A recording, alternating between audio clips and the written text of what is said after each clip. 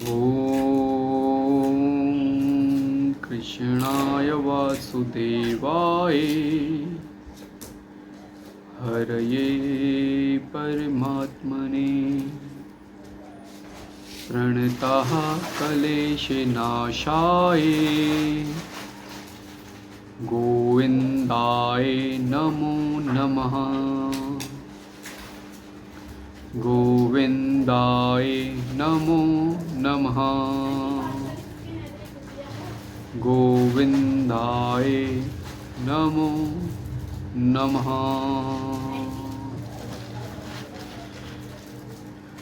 भगवान श्री कृष्ण की प्रेरणा से हम श्री शिव महापुराण का अध्ययन कर रहे हैं।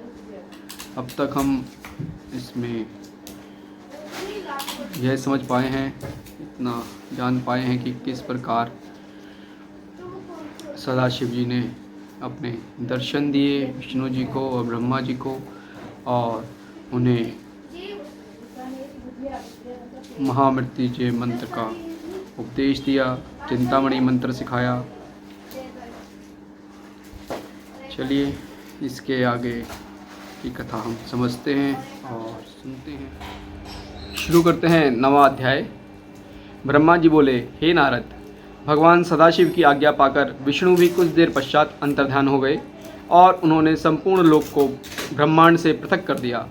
अस्तु, उन्हीं सदाशिव की कृपा से शक्ति को प्राप्त कर मैंने ब्रह्मांड अर्थात सर्वोत्तम सृष्टि को उत्पन्न किया।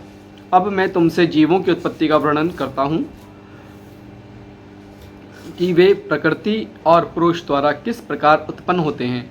जब भगवान सदाशिव तथा उनकी परम शक्ति प्रकृति ने इच्छा की तो उनकी इच्छा द्वारा सर्वप्रथम बुद्धि की उत्पत्ति हुई। उस महत्त्व से अहंकार एवं अहंकार से सतोगुण, रजोगुण तथा तमोगुण की उत्पत्ति हुई। इन 3 गुणों द्वारा पृथ्वी एवं आकाश उत्पन्न हुए। इसी प्रकार कर्मानुसार देवता, मनुष्य आदि योनियों की उत्पत्ति हुई। फिर मैंने भगवान सदाशिव के चरणों का ध्यान धरकर सर्वप्रथम सनक, सनंदन, सनातन, सनत कुमार एवं ऋभु इन 5 मनुष्यों को उत्पन्न किया। ये सब भगवान सदाशिव का ध्यान धरने के अतिरिक्त और कुछ नहीं जानते थे। इन्होंने मुझसे यह कहा कि हम लोग सृष्टि उत्पन्न करने का काम नहीं करेंगे। इस अवज्ञा को देखकर मुझे उनके ऊपर बहुत क्रोध आया, परंतु विष्णु जी के समझाने पर मैंने उस क्रोध को शांत कर लिया। तत्पश्चात मैंने परिश्रम पूर्वक बहुत समय तक तपस्या की, परंतु जब उस तपस्या का कोई फल ना निकला तो मुझे अपने मन में बहुत आश्चर्य हुआ। उस समय मैं भगवान सदाशिव की माया से ऐसा भयभीत हुआ कि मेरे नेत्रों से आंसुओं की बूंदें टपकने लगीं। उस समय भगवान सदाशिव ने दयालु होकर मुझे सद्बुद्धि प्रदान की, जिससे मेरे हृदय में यह इच्छा उत्पन्न हुई कि यदि भगवान त्रिशूल पाणि ही मेरे पुत्र होकर जन्म लें तो संपूर्ण कार्य स्वयं ही सिद्ध हो जाएंगे। इस बात को मन में रखकर मैं फिर बहुत समय तक योग समाधि में लीन हो गया। मेरी उस तपस्या से भगवान सदाशिव अत्यंत प्रसन्न हुए और सृष्टि की वृद्धि करने के लिए उन्होंने मेरी भौं के निचले भाग से अवतार ग्रहण किया। उन्होंने अपने इस अवतारी शरीर में वे चिन्ह प्रकट कर दिए जिन्हें मैंने सर्वप्रथम विष्णु जी के साथ उनका दर्शन प्राप्त करते समय देखा था। इस प्रकार उन्होंने मेरी सहायता करने के हेतु अवतार ग्रहण किया। 10वां अध्याय। ब्रह्मा जी बोले, हे नारद, भगवान सदाशिव इस रूप में प्रकट होकर मुझसे कहने लगे, हे ब्राह्मण, यदि आप हमें आज्ञा दें तो हम वेदानुकूल कार्य करें। मैं ऐसे सुपुत्र को पाकर अपने मन में फूला नहीं समा रहा था। अस्तु, मैंने उनसे कहा, जब तुम जैसे मेरे पुत्र उत्पन्न हुए हैं तो मेरे संपूर्ण मनोरथ निश्चय ही पूर्ण हो जाएंगे। मैं वेद के अनुसार तुम्हारे जो 11 नाम हैं उन्हें बताता हूँ। मन्यमनु, महर्षि, महान, शिव, कृतध्वज, उग्रता, भाव, काल, वामदेव तथा धृतवृत्त। तुम्हारी 11 रुद्राणियों के नाम इस प्रकार होंगे। धी, वृत्ति, उष्णा, उमा, नियत्सर, इला, अंबिका, इरावती, सुधा, दीक्षा तथा रुद्राणी। इसके अतिरिक्त रुद्र, महेश्वर, हर तथा जगदीश आदि तुम्हारे अनेक नाम और भी होंगे। पृथ्वी, जल, अग्नि, आकाश और वायु, ये पांचों तत्व तथा सूर्य, चंद्रमा, जीव और हृदय, ये योग स्थान तुम्हारे निवास स्थान होंगे। तुम अपनी पत्नियों को भी इन्हीं स्थानों में अपने साथ रखो और संतान की उत्पत्ति करो, जिससे सृष्टि की वृद्धि हो। हे नारद, मेरी बात सुनकर उन सगुण स्वरूप शिवजी ने भूत, प्रेत, पिशाच आदि सहस्रों प्रकार के भयानक जीव उत्पन्न किए, जिन्हें देखकर मुझे अत्यंत आश्चर्य हुआ।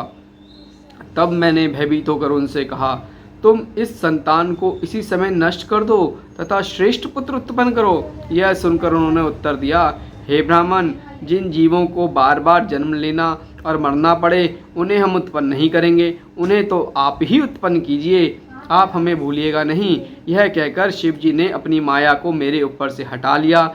उस समय मैंने चैतन्य होकर अपना मस्तक दंडवत करने के हेतु उनके चरणों में झुका दिया। यह देखकर शिवजी ने मुझे ऊपर उठाते हुए मेरे मस्तक पर अपना हाथ फेरा।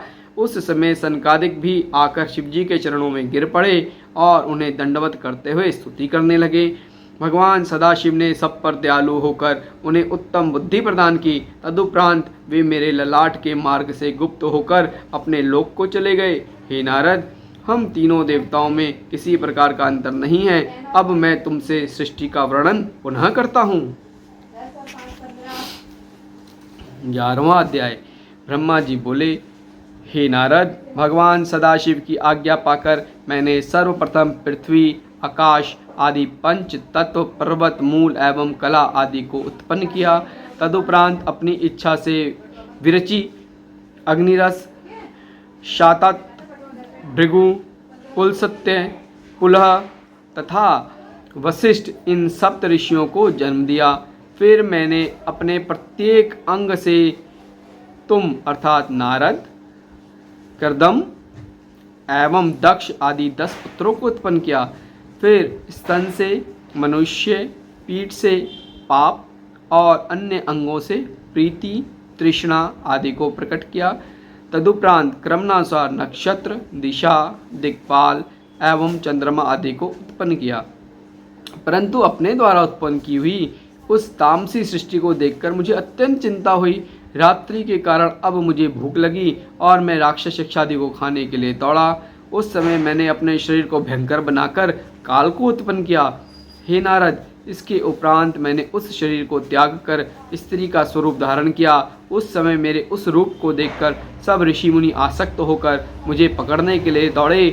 तब मैंने उस शरीर को बदलकर एक दूसरा शरीर ग्रहण कर लिया और अपने घुटनों द्वारा असुरों की उत्पत्ति की। वे मुझे पहचान ना सकें, अतः निर्लज बनकर काम के वशीभूत हो मेरे पास दौड़े चले आए। उनके भय से भयभीत होकर मैंने अपनी रक्षा के लिए भगवान सदाशिव से प्रार्थना की और यह कहा कि हे प्रभु, आप इन दुष्टों को शीघ्र ही नष्ट कर डालें। मेरी प्रार्थना सुनकर भगवान भूत भावन ने अप्रकट रूप से मुझे आज्ञा दी कि तुम अपने इस शरीर को बदल डालो। तब मैंने उनकी आज्ञा अनुसार अपने शरीर को फिर बदल दिया।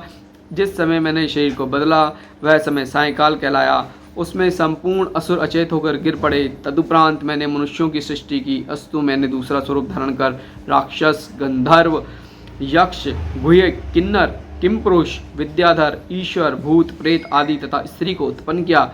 परंतु इन जीवों की उत्पत्ति से भी मेरे हृदय को प्रसन्नता प्राप्त नहीं हुई। हे नारद, इसके उपरांत मैंने शिव जी की इच्छा से हाथी, सिंह, बैल आदि बुद्धिहीन जीवों को उत्पन्न किया। इस सृष्टि को उत्पन्न करने के पश्चात मैंने यह विचार किया कि यह लोग क्या काम करेंगे। यह सोचकर जैसे ही मैंने शिव जी का ध्यान किया तो चारों वेद उसी समय मेरे द्वारा उत्पन्न हो गए। उनसे मैंने धनुर्विद्या, गान विद्या एवं संपूर्ण कथाओं से युक्त पुराणों को, जिन्हें पंचम वेद कहा जाता है, उत्पन्न किए। इसके बाद मैंने संपूर्ण आश्रम तथा ब्रह्मचर्य, गृहस्थ, वानप्रस्थ, संन्यास एवं व्रत, धर्मशास्त्र, नीति, मोक्ष, धर्म, अर्थ, काम तथा वैदिक शास्त्र को उत्पन्न किया। इस प्रकार मैं जब संपूर्ण सृष्टि कर चुका था तब विष्णु उसका पालन करने लगे एवं शिव जी पृथ्वी को स्थिर रखने के कार्य में संलग्न हुए। हे नारद, सृष्टि की उत्पत्ति का यह वर्णन अत्यंत सुख प्रदान करने वाला है।